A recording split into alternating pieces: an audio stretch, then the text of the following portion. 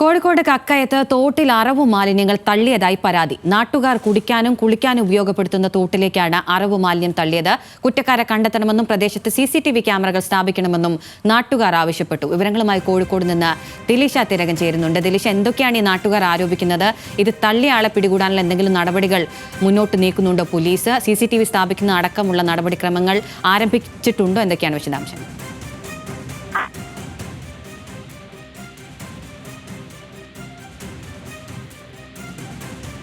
കോഴിക്കോട് കക്കയത്താണ് ഇത്തരത്തിൽ തോട്ടിൽ അറവു മാലിന്യങ്ങൾ തള്ളിയതായിട്ട് പരാതിയുള്ളത്. അതായത് പൂനൂർ പുഴയിലേക്ക് എത്തിച്ചേരുന്ന 26-ാം മൈൽ തോട്ടിലാണ് അറവു മാലിന്യങ്ങൾ തള്ളിയത്.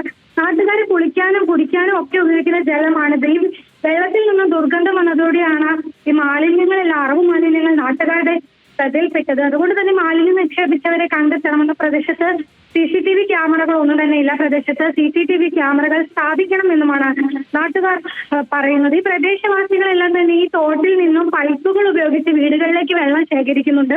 പലരും കുടിക്കാനും കുളിക്കാനും മറ്റ് ആവശ്യങ്ങൾക്കെല്ലാം തന്നെ ഈ വെള്ളമാണ് ഉപയോഗിക്കുന്നത്. അവിടെയാണ് ഇത്തരത്തിൽ വലിയ ദുർഗന്ധം വന്നതോടെ നാട്ടുകാർ തിരച്ചിൽ നടത്തുകയും വനമേഖലയോട് ചേർന്ന പ്രദേശമായതിനാൽ തന്നെ അവിടെ കക്കയം സെക്ഷൻ ഉദ്യോഗസ്ഥന്മാർ സംഭവ സ്ഥലത്ത് പരിശോധനയ്ക്ക് വന്നപ്പോൾ മാലിന്യങ്ങൾ കാണുകയുമായിരുന്നു. അങ്ങനെ ഇവർ തന്നെ ഇതെടുത്ത് കുഴിച്ചു മൂടുകയാണ് ഉണ്ടായത്. എന്നാൽ ഇതിൽ നേരത്തെയും ഇത്തരത്തിൽ ഇവിടെ മാലിന്യങ്ങൾ ആളുകൾ തള്ളുന്ന ഒരു സാഹചര്യം നാട്ടുകാരുടെ ശ്രദ്ധയിൽപ്പെട്ടിട്ടുണ്ടായിരുന്നു. അപ്പോഴെല്ലാം തന്നെ ഇത് പഞ്ചായത്തിനോട് പരാതി നൽകിയിട്ടുണ്ടെങ്കിൽ ഇതുവരെ ഒരു നടപടിയും ഉണ്ടായിട്ടില്ല എന്നാണ് നാട്ടുകാർ പറയുന്നത്. അതുകൊണ്ട് തന്നെ എത്രയും പെട്ടെന്ന് ഇതൊരു നടപടി ഉണ്ടാകണമെന്ന് നാട്ടുകാർ ആവശ്യപ്പെടുന്നുണ്ട്. മാത്രമല്ല ഇവിടെ CCTV ക്യാമറകൾ സ്ഥാപിക്കുക തന്നെ വേണം. കാരണം നാട്ടുകാർ കുടിക്കാനടക്കം ഉപയോഗിക്കുന്ന വെള്ളത്തിലാണ് ഇത്തരത്തിൽ അറവു മാലിന്യങ്ങൾ തള്ളിയിരിക്കുന്നത് എന്നത് ഏറെ ആശങ്കപ്പെടുത്തുന്ന ഒരു കാര്യമാണ്. അഖില, ശരി, ദിലിഷ തിലകനാണ് വിവരങ്ങൾ നൽകിയത്.